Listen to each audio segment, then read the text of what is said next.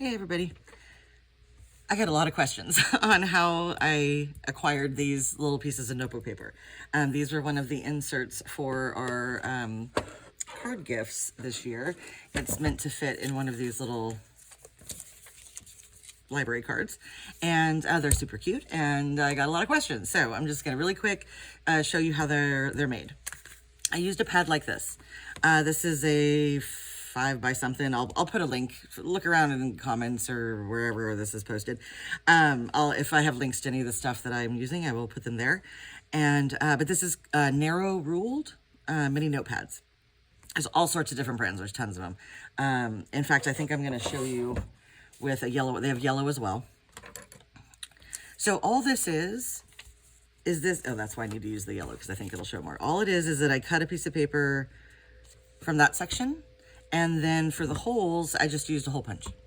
That's it. Pretty simple. If you're only making 1 or 2, you could just grab a paper cutter and experiment a little bit. As long as you're willing to sacrifice some paper, you'll probably end up with something that looks good. If you're wondering, this is the holes. This is a We Are Memory Keepers hole punch. There's tons of different types of hole punches. It doesn't have to be this, crazy or complicated. This is a 1/8 hole punch. Okay, so if you would like to actually know how to do this, here's what I do. First, you take whatever you want it to fit into. In my case, it was these little Michaels envelopes for the library cards that we make. So all I did was I created a template. And this is just, I always use thicker paper. I use cardstock to do these, although you don't have to. This is Michaels 100 pound. And they have in all sorts of colors, but even the Michaels 65 pound would be fine. You can also, it just needs to have a little thickness, but you can always glue, pieces together. So use what you have. And if on this, I used 2 pieces of the 100 pound, but if I had something less thick, I would just glue multiples of it together. I would do the holes last. Don't be cutting out these holes separate. So make a template, and I just measured the envelope, gave it a little extra space on the top and bottom so that it would be easier to move in, and you just make sure that it doesn't go past where it folds. Okay, so so I made the square, doubled it. Then I did have one of these, something out of this weight, and I looked at a regular sheet of paper and I realized that, one hole is kind of like down towards here. And then I just folded it to get about where halfway would be. And then put whichever line that was, I just put the hole in the middle. Okay, also, pro tip, do a rough, this is just a sketch of, either put top or bottom, or I just drew the line so I would know on both sides.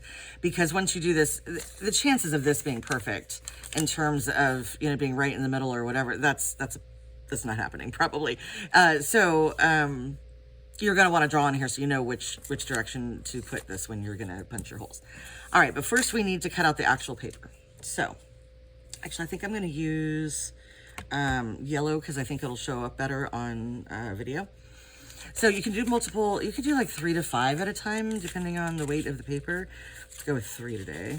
Actually, before you cut it up, have a look and just see if the lines are all in the same location.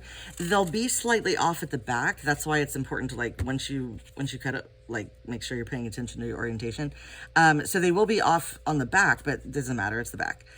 This pad's pretty good. You can kind of see, or once you tear it off, you can check it.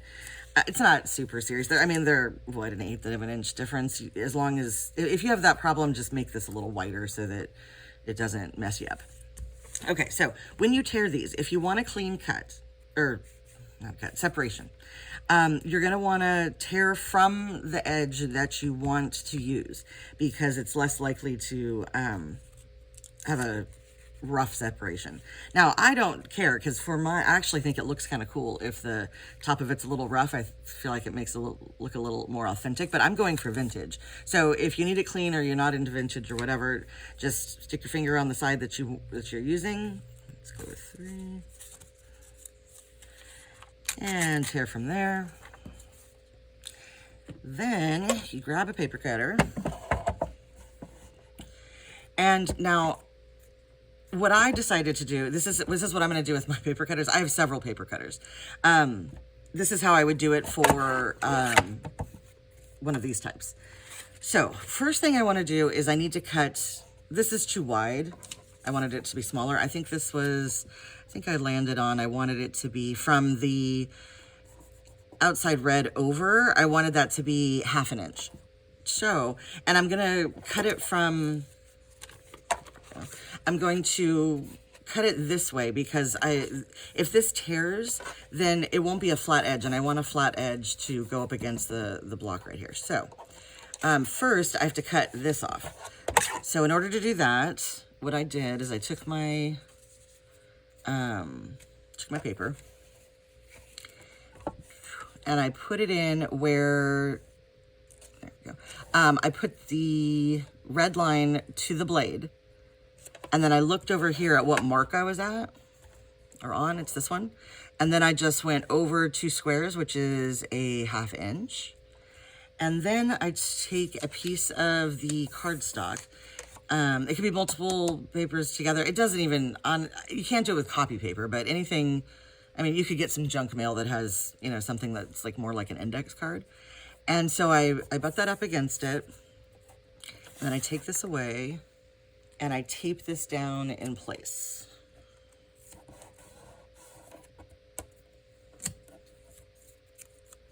You kind of want as much of the edge as possible, so I'm going to tape it over here. If you start doing this and this is like flapping up and stuff, you can tape it down here. I'm going to try not to because it is easier if you don't. All right, so now I've got my first cut set up. And the reason I do this is so that I only have to do this once. You only have to change it if you start with a different pad, or you have to change to a different pad and it's a different size.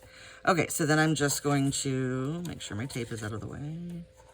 Okay, so make sure it's flush against the little backdrop and it's flush against here, and cut. All right, now I need to cut this dimension. So at this point, that's when I might as well take my template, if I can find it. Here it is. Okay. So I'm going to put my template. Look at your paper cutter to see if there's anything. There's like a little edge on here. You gotta, basically you want it to be where the blade is. There we go. And then let me take another piece of cardstock. So you just hold this down. You know what, let's do it this way, because I try not to interfere with that. You can manage, but it's a little easier if you don't, if you can. Okay, then I just make sure. Some of these, you can just close the blade, and that will get it right. But this one has a little bit of a thing, so I'm just going to eyeball it, make sure that it's straight. I'm pushing down against here, and then kind of pushing against my finger here, and then that goes up against it. Then I hold that. Grab some tape.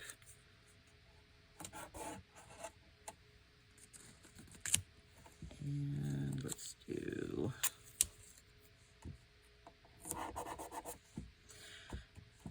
We'll see if that holds. You kind of have to adjust because, you know, and keep in mind, it doesn't need to look pretty. There we go. Okay, so now I've got this dimension.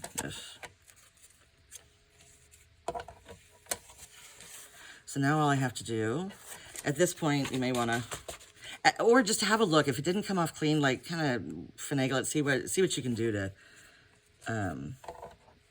you know what, I'm not even sure that really matters. Especially if you're not going for perfection. If you're supposed to look like a piece of paper that someone might actually be using, it doesn't have to be perfect. Okay, so now I've got the length. I'm going to cut. And then one more, I need to be able to cut it this way. So back to my template. Now this, okay, here's where you run into trouble with where you put your cardstock. I'm gonna guess that this would be okay. I'm just gonna randomly put it in the middle. Stick that against the blade without going on the things. Okay, so that's about right. Let's see if it's, because I'm doing it right in the middle, I'm kind of more reliant on the line. So I'm just gonna look and see, does that look even? That looks pretty good to me. Okay, so take that away, grab a piece of tape. Let's try here. And there we go. And I come over here. Now this one, I'm solely relying on the straightness of this one. So once you tape it down, just make sure it kind of looks like it's about straight. There we go. Good. Okay, then carefully, with trying not to shuffle the paper too much, you put, there we go, making sure that the top margin is the top. Then I'm just going to take a pencil real quick and just mark where it should be. Now, some people like to punch through the template. I've done that, but then once you will at some point mess it up where you will enlarge that hole, and I didn't want to mess with that kind of thing. There have been times when I've done that, but I'm not doing that this time around. Okay, now what I'm doing, let me move this away, is I need to punch the hole, and I can see through this. So I can, once I put the paper in there, I can see it. Wait, which one am I doing? 1/8 inch, this side. Now I do have this little stop block thing, so that will help me in terms of them just being straight across. But you know what? They're so small. If you're a little bit off, I don't think it's a big deal. It's just, as long as you can see your pencil mark through it, then you should be fine. So I'm going to go ahead and what I'm doing is, notice how this hole was a little bit up. When I come through, I'm going to move it down a little bit because I'm just going to aim for, basically I go until I see the mark, and then I just sort of aim for the middle of the line that it's on. There we go. Now, if you can't see it, you might have to, you know, get the thing out of there. It doesn't, I'm getting lucky right now because it's sticking in the paper, but there we go. And then you just flick a little bit to get the little bits out. These will go everywhere. I learned to just accept that for what it is and deal with it at the end. Okay, so now we have lined paper. Then you just rinse and repeat. Now, the only other caution I would give you is that if you have, what was the one? I had one that was just awful. Oh, here we go. Oh, of course, it's Amazon. I have a bunch of these in my room. And this one is so annoying, which is, the irony. If you're living through 2025 right now, you know what I'm saying. Okay, so these, when you look, you can tell that, there's some of these that are a good 1/8 of an inch off. So what I had to do to use these up was, let's see if I can show you. Yeah, like, look at that. It's like totally, so what I did is I tore off the pieces and then I sort of layered them so that I could see which ones lined up, and I made 2 stacks, and one of these pads had 3, so I could do multiple papers. If that's an issue and that just is too hard, then you would end up cutting it 1 page at a time, and depending on how many you're doing, that may or may not be the end of the world. Alrighty, that's how I made the little paper. Let's see, is there anything else? I think that's it. Good luck if you're going to try this. And if you're following me on social media and you make this, send me pictures, tag me in it. Bye.